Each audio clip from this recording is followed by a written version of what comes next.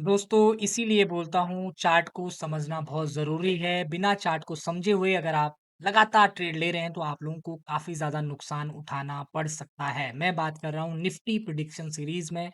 कल निफ्टी क्या करने वाला है, आपको कहाँ ट्रेड मिलेगा, कहाँ पॉसिबिलिटी बन सकती है। आज का जो लास्ट आवर में हमारा ये प्राइस मोमेंटम हो रहा है, ये हमको क्या डायरेक्शन दे रहा है उसको भी पढ़ने की कोशिश करेंगे। और आज सबसे पहले हमको डेली चार्ट को देखना चाहिए। डेली चार्ट हमारा क्या कह रहा है। कल की बात आप लोगों को याद होगी दोस्तों, कल मैंने कहा था कि निफ्टी में अगर यहाँ पर एक रेड कैंडल बन जाती है, लेकिन मैंने उम्मीद की थी कि आज अगर एक ग्रीन बनती है, कल एक रेड बनती है तो हमारे लिए ज़्यादा अच्छा है। लेकिन कोई बात नहीं, बाज़ार की अपनी मर्ज़ी है, लेकिन हमको ये देखना होगा कि हमारा ये जो रेजिस्टेंस पॉइंट है, ये हमारे लोगों के लिए रेजिस्टेंस का काम करेगा। साथ ही साथ हमारा यहाँ पर 25,500 का भी एक राउंड लेवल उपस्थित है। इस बात को आप लोग ध्यान में रखिएगा। तो इस चीज़ को आपने समझना है। अब मैं आपको 5 मिनट के चार्ट पर लाकर आता हूँ। उसके बाद बैंक निफ्टी का चार्ट भी दिखाऊँगा ताकि आपको चीज़ें समझ में आए। अब ये मैंने 15 मिनट का चार्ट आप लोगों के सामने रखा है, ठीक है? 15 मिनट के चार्ट को जब आप लोग देख रहे हैं तो सबसे पहले कल का चार्ट भी देख लीजिएगा। कल क्या हुआ है? दोस्तों कल हमने इस ज़ोन में आकर पूरा का पूरा ट्रेडिंग सेशन बिताया था। लास्ट आवर में थोड़ा ऊपर गए थे, वहीं पर क्लोज़ हुए थे।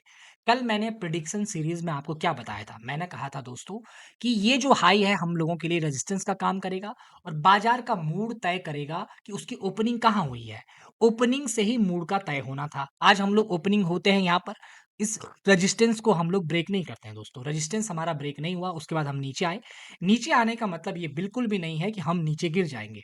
देखिए, आज हमारा व्यू नेगेटिव था ही नहीं, यानी कि हमें नेगेटिव साइड का ट्रेड नहीं करना। व्यू चाहे जो भी था, लेकिन नेगेटिव साइड को हमको ट्रेड नहीं करना था।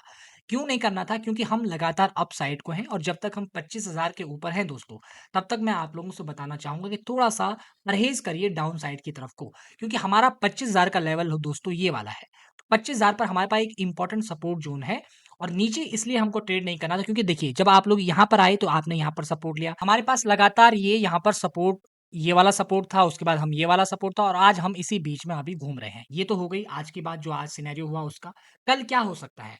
कल के लिए सबसे पहले आज का चार्ट देखिए। आज हम लोगों ने क्या किया, इस ज़ोन को हमने बनाया, पहला प्राइस एक्शन हमने ये वाला पॉइंट बनाया, फिर हम नीचे आए, फिर ये पॉइंट, फिर हम नीचे आए, फिर हम अभी ऊपर की तरफ गए हैं। यहाँ पर हमने लास्ट आवर में क्या किया, प्राइस एक्शन के नज़रिए से हमने इस वाले लास्ट के स्विंग को, इस वाले स्विंग को हमने ब्रेक किया है। एक पॉजिटिव सिनेरियो हमने बनाकर यहाँ पर दिया है। पॉजिटिव सिनेरियो का मतलब ये बिल्कुल भी नहीं है कि हम यहाँ से ऊपर चले जाएँगे। वो डिसाइड करेगा कल चार्ट की ओपनिंग क्या होती है। कहीं चार्ट नीचे खुल गया गैप डाउन, तो वो कंडीशन आपको देखनी पड़ेगी, उसको चेकआउट यहाँ पर करना पड़ेगा। इस बात को आप लोग समझ गए। अब यहाँ देखिए, कल की जो घटना है, उससे पहले मैं आपको बैंक निफ्टी का चार्ट थोड़ा दिखा देता हूँ। उसका राउंड लेवल कहाँ है, उसकी ओपनिंग क्या हो सकती है, उन सब चीज़ों को थोड़ा दिखाता हूँ। और ये है हमारा बैंक निफ्टी का चार्ट। बैंक निफ्टी के चार्ट को जब आप लोग देख रहे हैं, तो आपको क्या दिख रहा है? आप लोग यहाँ स हमारी जो कल का सिनेरियो वो यहाँ पर क्लोज़ हुआ था। आज का सिनेरियो की ओपनिंग हमारी ये है, उसके बाद हम नीचे गिरे, उसके बाद हम लास्ट आवर में ऊपर की तरफ आए हैं। ऊपर की तरफ आने में आपको क्या समझ में आया है कि हम 500 के राउंड लेवल के आस-पास हैं और नीचे हम 300 से ऊपर आए हैं, तो यानी कि 200 पॉइंट की रैली हमें यहाँ पर भी देखने को मिली हुई है और 500 के राउंड लेवल के आस-पास हैं। अब कल इसकी ओपनिंग कहाँ होती है? अगर ये कल 500 के ऊपर खुल जाता है, तो फिर से ये 500 के आसपास शायद रेजिस्टेंस सपोर्ट लेने की कोशिश करेगा और फिर यहाँ से ऊपर की तरफ जाएगा। ऊपर इसके पास ऊपर 57,000 का लेवल है। तो ये बड़ा क्रिटिकल ज़ोन बना हुआ है। मैं आप लोगों को बार-बार कह रहा हूँ कि इस क्रिटिकैलिटी को समझना बहुत ज़्यादा ज़रूरी है। ऐसा नहीं कि आपने ट्रेड देखा, आप ट्रेड में कूद गए, आपको बड़ी प्रॉब्लम यहाँ पर आएगी। अब यहाँ देखिए, कल का अनुमान आप लगाइए। कल क्या पॉसिबिलिटी यहाँ पर हमारे सामने निकल कर आ सकती है। देखिए, कल अगर हम गैप अप खुल जाते हैं, गैप अप खुलने का मतलब क्या है कि कल अगर हम इस रेंज रेंज में, जिस रेंज में आज हम खुले हैं, उस रेंज में खुलेंगे तो हमारे पास 320 का रेजिस्टेंस लेवल है। यहाँ से ऊपर अगर आप ध्यान से देखेंगे तो हम यहाँ से ऊपर 25,500 का हमारे पास राउंड लेवल उपलब्ध है। तो अगर हम इस ज़ोन में खुलते हैं तो यहाँ पर हमको 1-2 घंटे यहाँ पर कंसोलिडेट करना पड़ेगा। उसके बाद जब ऊपर जाएँगे तब हमको सेटअप मिलेगा। क्यों? क्योंकि हमारी जो क्लोजिंग हुई है ना दोस्तों, 123 के आसपास हुई है। 123 से अगर आप ऊपर जाएँगे तो 223, आपका ये लेवल है, बहुत ऊपर है।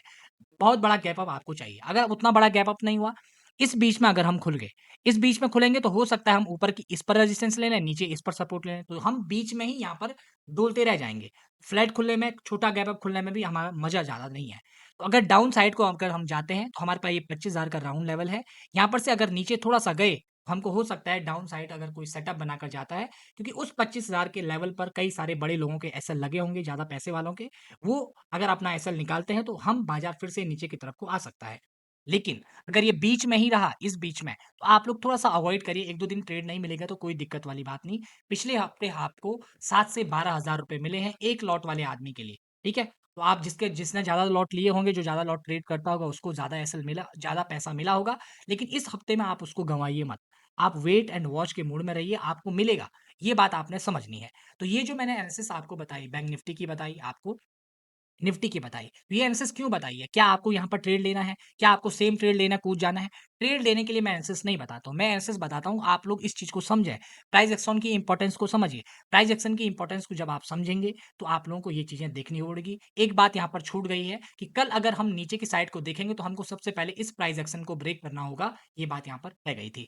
बाकी हमारे साथ बने रहिएगा। ऐसी एनालिसिस के लिए आप वीडियो को लगातार देखते रहिए। और अगर आपको वीडियो अच्छी लगती है तो एक कमेंट ज़रूर करिएगा ताकि हमें थोड़ा मोटिवेशन मिले और कल के लिए हमारी एनालिसिस और बेहतर हो और हम एक और वीडियो बनाने के लिए तैयार रहें। धन्यवाद।